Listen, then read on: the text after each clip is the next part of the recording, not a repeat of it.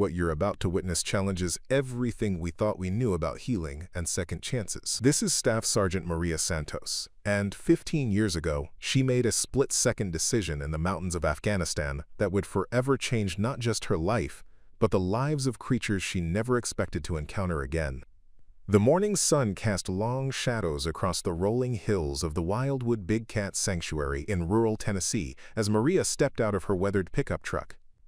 The familiar weight of her prosthetic leg reminded her of how far she'd traveled, not just geographically, but emotionally. At 42, her dark hair now streaked with premature silver, she carried herself with the quiet dignity of someone who had seen too much but refused to be broken by it.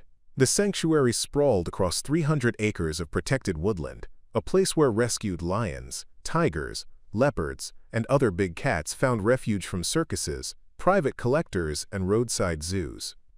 The air smelled of pine needles and morning dew, mixed with the distant scent of hay and the earthy musk that always lingered around large predators. Maria inhaled deeply, her calloused hands unconsciously adjusting the small metal pendant that hung from her neck, a simple military dog tag that had traveled with her through 2 combat deployments and countless sleepless nights. Birds chirped from ancient oak trees that bordered the sanctuary's perimeter, their songs creating a symphony that seemed almost foreign to someone whose ears had grown accustomed to the sounds of helicopters and distant explosions. As sanctuary director, Maria had built this place from nothing more than an abandoned farm and a fierce determination to create something meaningful from the ashes of her military career. The wooden walkways connecting the various enclosures bore the marks of countless repairs, each plank representing another small victory in her ongoing battle against both financial constraints and her own inner demons. Visitors often remarked on the unusual serenity they felt here, unaware that the woman who created this haven had once lived in a world where peace was a luxury few could afford. The morning routine beckoned, but today felt different somehow, charged with an anticipation Maria couldn't quite name. She had learned to trust these instincts during her years in uniform, and now, surrounded by the gentle sounds of awakening wildlife, that same intuition whispered that something extraordinary was about to unfold. The story began in the harsh mountains of Helmand Province, where 27-year-old Staff Sergeant Maria Santos led a small reconnaissance unit through terrain that seemed designed to test human endurance. The year was 2009, and the Afghan landscape stretched endlessly in all directions, a maze of rocky outcroppings and hidden valleys where danger lurked behind every boulder. Maria had earned the respect of her fellow soldiers through her uncanny ability to read the land and her unwavering commitment to bringing everyone home alive. During a routine patrol near a remote village, her unit discovered something that would haunt and inspire Maria for decades to come. Hidden in a bombed-out compound, they found a makeshift zoo that had been abandoned during recent fighting. Most of the animals had perished, but in a reinforced concrete enclosure, 2 young snow leopard cubs clung to life. Their mother was nowhere to be found, and the cubs, perhaps 8 weeks old, were severely malnourished and traumatized by the constant sound of gunfire. Against every military protocol, and despite fierce objections from her commanding officer, Maria made a decision that would define her character. She couldn't abandon these magnificent creatures to certain death. Working with a local veterinarian who had remained in the village, she arranged for the cubs to be transported to a wildlife preserve in Pakistan. The operation required weeks of coordination, countless favors called in, and Maria's own combat pay to fund the transportation and medical care. She named them Atlas and Aurora, spending her off-duty hours bottle-feeding them and helping them regain their strength. Atlas, the male, was bold and curious, often climbing onto Maria's shoulders during feeding time. Aurora, smaller and more cautious, would curl up against Maria's combat boots while she cleaned their temporary enclosure. The other soldiers initially questioned her judgment, but soon found themselves equally enchanted by the cubs' playful antics and their obvious bond with their unlikely human guardian. For 3 months, Maria divided her time between dangerous missions and caring for these orphaned predators. She studied everything she could find about snow leopard behavior, learning their dietary needs and understanding their complex social structures. The cubs represented something pure, in a world filled with violence and uncertainty, a reminder that even in the darkest places, life found ways to persist and even flourish with proper care and dedication. As the weeks turned into months, Maria began to understand the harsh reality that her superiors had tried to make her see from the beginning. Snow leopards were not domestic animals, and despite the profound bond she had formed with Atlas and Aurora, they belonged in the wild where they could live as nature intended. The cubs were growing rapidly, their playful pounces becoming more powerful each day, their hunting instincts sharpening with every interaction. What had once been adorable mewing sounds were developing into the deeper vocalizations of apex predators. The military brass made their position increasingly clear through a series of tense meetings in the command tent. Maria's unconventional rescue mission, while admirable in its compassion, was becoming a liability that threatened operational security and diverted resources from critical combat objectives. The cubs required specialized care, expensive imported food, and constant supervision that took Maria away from her primary duties as a squad leader. Other soldiers had begun requesting similar exceptions for stray dogs and injured wildlife they encountered, creating a precedent that could spiral out of control. Dr. Jameson Reed, a wildlife conservationist working with international relief organizations, visited the base to assess the cubs' condition and discuss their future. His evaluation was both encouraging and heartbreaking. Atlas and Aurora were thriving physically, their coats thick and lustrous, their movements graceful and confident. However, Reed explained that every day they remained in human care made their eventual reintegration into the wild more challenging. Snow leopards were solitary creatures who needed to learn essential survival skills during their juvenile period, skills that could only be taught in their natural habitat. Maria found herself caught between her growing love for the cubs and her growing understanding of what was best for them. She watched Atlas practice his stalking techniques on Aurora, observed how they communicated through subtle body language and soft chuffs, and realized that these magnificent animals needed more than her devotion could provide. They needed the freedom to roam vast mountain territories, to hunt their natural prey, and to eventually establish their own breeding pairs that would help preserve their endangered species. Preparing and narrating this type of story took us long efforts and hard work. So if you are enjoying this story, please consider subscribing to our channel. The decision weighed heavily on her shoulders as she sat in her small quarters each night, listening to the distant sounds of Atlas and Aurora settling down to sleep. She knew that loving something sometimes meant letting it go, even when every fiber of her being wanted to hold on forever. The morning of departure arrived with an unseasonable chill that seemed to mirror the cold emptiness growing in Maria's chest. Dr. Reed had arranged for Atlas and Aurora to be transported to a specialized rehabilitation facility in the Himalayas, where they would undergo a carefully monitored reintroduction program designed to prepare them for life in the wild. The transport crates, lined with familiar blankets that carried Maria's scent, sat ominously in the compound courtyard like coffins waiting to claim her heart. Maria spent her final hours with the cubs in a state of controlled devastation, her military training the only thing preventing her from breaking down completely. Atlas, now nearly 6 months old and weighing close to 30 pounds, seemed to sense the gravity of the situation. He remained unusually close to Maria, his pale green eyes following her every movement with an intensity that made her throat tighten with unshed tears. Aurora, ever the more sensitive of the pair, had been restless all morning, pacing their enclosure and emitting soft, questioning calls that sounded heartbreakingly like pleas. Before the transport team arrived, Maria performed one final ritual that she hoped would somehow bridge the impossible distance that was about to separate them. She took her military dog tag, the one she had worn through every dangerous mission, and carefully attached it to Atlas's temporary collar. The metal was warm from her body heat and inscribed with her name, rank, and service number, a piece of her identity that would travel with him into the unknown. To Aurora, she gave a small leather pouch containing a few strands of her hair, sewn shut and attached to the cub's collar like a talisman. The actual goodbye defied every expectation Maria had harbored about her own emotional strength.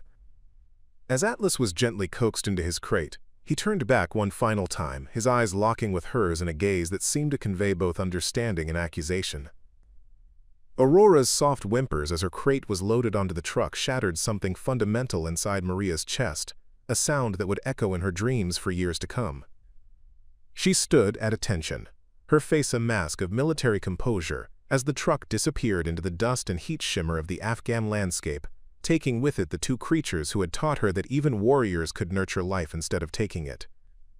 7 years later, Maria's life had taken a trajectory she never could have imagined during those dusty days in Afghanistan. The roadside bomb that claimed her left leg below the knee also ended her military career, but it had inadvertently launched her into a mission that felt even more purposeful than her service to country. Using her disability benefits, combat pay savings, and a small inheritance from her grandmother, she had purchased the abandoned Wildwood property and transformed it into one of the most respected big cat sanctuaries in the southeastern United States. The work was backbreaking and often heartbreaking, but Maria threw herself into it with the same intensity she had once reserved for military operations. She learned about enclosure construction, veterinary care, and the complex legal requirements for housing exotic animals. Every rescued tiger from a defunct circus, every lion confiscated from an illegal private collector, every leopard saved from a roadside zoo became part of her extended family. The sanctuary housed 37 big cats, each with their own tragic backstory, and each representing a small victory against exploitation and neglect. Maria had built a reputation for taking on the most challenging cases, the animals that other facilities deemed too aggressive, too traumatized, or too expensive to rehabilitate. Her military background served her well in these situations, teaching her patience, strategic thinking, and the ability to remain calm under pressure when facing down a 400-pound Siberian tiger having a psychological breakdown. The local veterinary community respected her knowledge, and wildlife organizations across the country regularly sought her advice on difficult placements. Late one October evening, as Maria was finishing her rounds and checking the security systems, her phone buzzed with an encrypted message that made her blood run cold. The sender was Dr. Jameson Reed, the same conservationist who had facilitated Atlas and Aurora's transport all those years ago. His message was brief but earth-shattering. "Maria, I have news about your snow leopards. The rehabilitation program was more successful than we ever dared hope. But recent political instability in the region has created an impossible situation. Atlas and Aurora need immediate sanctuary placement. Are you interested in a reunion?" Her hands trembled as she read the message 3 times, her heart hammering against her ribs like a caged animal desperate for freedom. The following weeks transformed Maria's sanctuary into a whirlwind of frantic preparation and bureaucratic nightmares. Snow leopards required specialized care that differed dramatically from the lions and tigers she typically housed, demanding specific temperature controls, altitude-adjusted atmospheric pressure systems, and terrain that mimicked their natural mountain habitat. The enclosure construction alone would cost nearly $40,000 she didn't have, requiring her to liquidate her emergency fund and launch a desperate crowdfunding campaign. Federal wildlife permits proved even more challenging than the financial obstacles. Snow leopards fell under the most restrictive categories of endangered species protection, requiring approvals from the Fish and Wildlife Service, the Department of Agriculture, and 3 separate state agencies. Maria spent countless hours on conference calls with bureaucrats who seemed more interested in finding reasons to deny her application than facilitating the rescue of 2 animals whose lives hung in the balance. Her military contacts proved invaluable during this process, with former colleagues now working in government positions, quietly expediting paperwork that might otherwise have languished for months. Dr. Reed's updates from the field painted an increasingly dire picture of the situation in the Himalayas. Political violence had forced the closure of the rehabilitation facility, and Atlas and Aurora were among dozens of animals that needed immediate evacuation. The adult snow leopards, now weighing over 90 pounds each and measuring nearly 4 feet in length, had successfully learned to hunt and survive in the wild, but had been recaptured for their own safety as armed conflicts raged through their territory. Maria's sleep became fitful and fragmented, filled with dreams of Atlas and Aurora trapped in transport crates while explosions echoed in the distance. She worked 18-hour days, overseeing construction crews, reviewing veterinary protocols, and coordinating with international shipping companies that specialized in exotic animal transport. Every phone call could bring news of delays, complications, or worse, and the stress began taking a visible toll on her health. The sanctuary's other residents seemed to sense the tension in the air, with several of the tigers becoming unusually vocal and restless. Maria's staff, Initially excited about the prospect of housing snow leopards, began expressing concerns about the enormous financial and logistical burden the project was placing on their already stretched resources. Some suggested that other facilities might be better equipped to handle such specialized animals, but Maria's determination remained unshakable, despite the mounting obstacles and growing doubt surrounding her.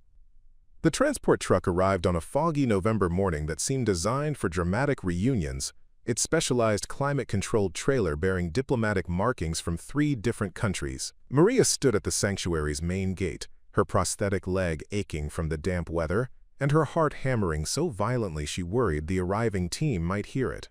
Dr. Reed emerged from the passenger seat, looking exhausted but triumphant, his weathered face breaking into a smile as he spotted Maria waiting in the mist. Behind the truck's reinforced windows, Maria caught her first glimpse of movement. Shadows that could have been anything, but her instincts recognized the fluid grace that could only belong to snow leopards. 15 years had passed since she had bottle-fed 2 tiny cubs in the mountains of Afghanistan, and now she was about to meet them as fully grown apex predators who had survived everything from combat zones to Himalayan winters. The rational part of her mind warned that these animals might not remember her at all, that recognition was a human fantasy she had projected onto creatures whose primary concern was survival. The unloading process followed strict protocols designed to minimize stress for the animals and ensure safety for the humans involved. Atlas emerged first from his transport crate, his massive frame moving with the controlled power of a creature that had learned to navigate treacherous mountain terrain. His coat was thick and pearl gray, marked with the distinctive black rosettes that provided perfect camouflage against rocky outcroppings. Most striking were his eyes, the same pale green that had captivated Maria years ago, now holding the confident gaze of an animal that had mastered his environment. Aurora appeared moments later, smaller than her companion but equally magnificent, her movements betraying none of the timidity she had displayed as a cub. Both cats surveyed their new surroundings with a calculating assessment of predators, their heads swiveling to catalog potential threats, escape routes, and territorial boundaries. Maria remained perfectly still, hardly daring to breathe as she watched these ghosts from her past materialize into breathing, magnificent reality. Then Atlas did something that stopped everyone's hearts. He lifted his massive head and looked directly at Maria, his nostrils flaring as he caught her scent on the morning air. For several heartbeats that felt like eternity, human and snow leopard regarded each other across 15 years and half the world, each searching for recognition in features that time had inevitably changed. Preparing and narrating this type of story took us long efforts and hard work. So if you are enjoying the story, please consider subscribing to our channel. What happened next defied every expert opinion Maria had received about animal memory and recognition. Atlas took 3 deliberate steps toward the fence line where Maria stood, his powerful muscles rippling beneath his winter coat as he moved with the fluid confidence of a predator in complete control. His pale green eyes never left her face, and Maria noticed something that made her breath catch. Around his thick neck, barely visible beneath his dense fur, was the faded outline of her old military dog tag, somehow still attached after all these years. Aurora followed her companion's lead, approaching with the cautious grace that had characterized her personality even as a cub. When both snow leopards reached the fence, they performed an action that left the assembled veterinarians and transport specialists speechless. In perfect synchronization, they began the soft chuffing sound that snow leopards use to communicate contentment and recognition, a sound Maria remembered from countless nights in Afghanistan when she had comforted them during thunderstorms and artillery fire. Maria knelt down slowly, bringing herself to eye level with the magnificent cats, and extended her hand toward the fence. The response was immediate and unmistakable. Atlas pressed his massive head against the chain link where her fingers rested, the familiar rumbling purr that she had thought was lost forever vibrating through the metal barrier. Aurora positioned herself alongside her companion, her smaller frame fitting perfectly against Atlas's flank in a pose that transported Maria back 15 years to their tiny enclosure in the Hindu Kush Mountains. The moments stretched into minutes as woman and snow leopards reacquainted themselves through touch, scent, and the indefinable connection that transcends species boundaries. Maria felt tears streaming down her cheeks as Aurora began the rhythmic head-rubbing behavior she had exhibited as a cub, a gesture of trust and affection that snow leopards typically reserve for their immediate family members. Dr. Reed quietly documented the reunion with his camera, understanding that he was witnessing something unprecedented in wildlife rehabilitation history. As the sun burned through the morning fog, Maria made a silent promise to these magnificent creatures who had somehow found their way back to her across impossible distances and insurmountable odds. The Wildwood Sanctuary would become their permanent home, a place where they could live with dignity while serving as ambassadors for their endangered species. Their journey from war-torn Afghanistan to the Tennessee hills was complete, but their story as symbols of hope and resilience was just beginning. The months following Atlas and Aurora's arrival transformed the Wildwood Sanctuary in ways Maria had never anticipated. The two snow leopards adapted to their new environment with remarkable grace, establishing territories within their spacious enclosure that mimicked the mountain caves and rocky outcroppings of their natural habitat. Atlas claimed the highest point of the artificial cliff structure, a position that allowed him to survey his domain with the commanding presence of the apex predator he had become. Aurora preferred the shadowy recesses beneath overhanging rocks, where she could observe visitors while remaining partially concealed. Word of the unprecedented reunion spread through wildlife conservation circles like wildfire, drawing researchers, documentary filmmakers, and animal behaviorists from around the world to witness the ongoing bond between Maria and her snow leopards. Dr. Patricia Weston from the International Snow Leopard Trust spent 3 weeks at the sanctuary, documenting interactions that challenged fundamental assumptions about wild animal memory and human-animal relationships. Her published findings would later become required reading in wildlife biology programs across the country. The sanctuary's visitor numbers tripled within 6 months, bringing much-needed revenue but also creating new challenges in managing crowds while ensuring the animals' well-being. Maria instituted strict viewing protocols, limiting group sizes and requiring guided tours that educated visitors about snow leopard conservation while respecting the cats' need for privacy. Atlas and Aurora seemed to understand their role as ambassadors, often positioning themselves where visitors could observe them while maintaining enough distance to feel secure. Most remarkably, the presence of the snow leopards had a profound calming effect on the sanctuary's other residents. Tigers that had previously displayed signs of chronic stress began exhibiting more natural behaviors. Lions became less territorial and aggressive, and several leopards that had been withdrawn since their rescue began engaging more actively with their environment.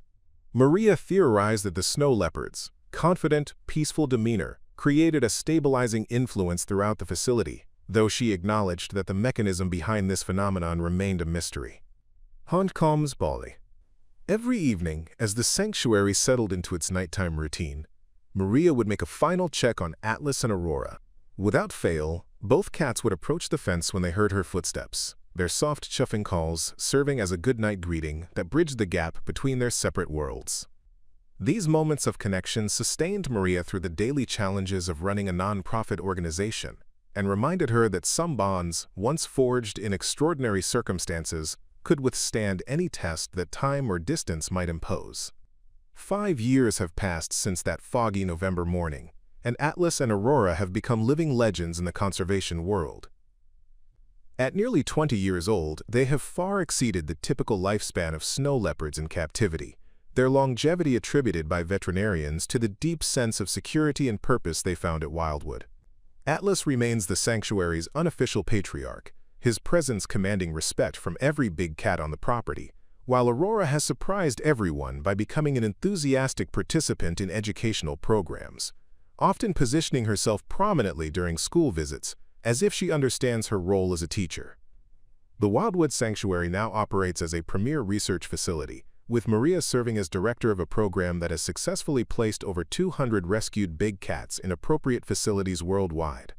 The Atlas and Aurora protocol has become the gold standard for human-animal reintegration programs, studied and implemented by sanctuaries across 6 continents. Maria's military dog tag, still visible around Atlas's neck during close encounters, has become a symbol of hope for veterans transitioning to civilian life, inspiring a support program that connects former military personnel with wildlife conservation careers.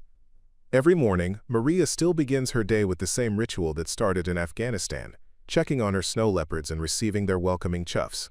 The scars from her military service, both visible and hidden, have healed into sources of strength rather than sources of pain. She often tells visitors that Atlas and Aurora didn't just survive their journey from war zone to sanctuary. They thrived, proving that with enough love, patience, and determination, even the most impossible dreams can become reality. If this story of courage, connection, and conservation inspired you, please subscribe to our channel for more incredible tales of the unbreakable bonds between humans and the magnificent creatures we share this planet with. Your support helps us continue sharing these powerful stories that remind us all that hope can be found in the most unexpected places.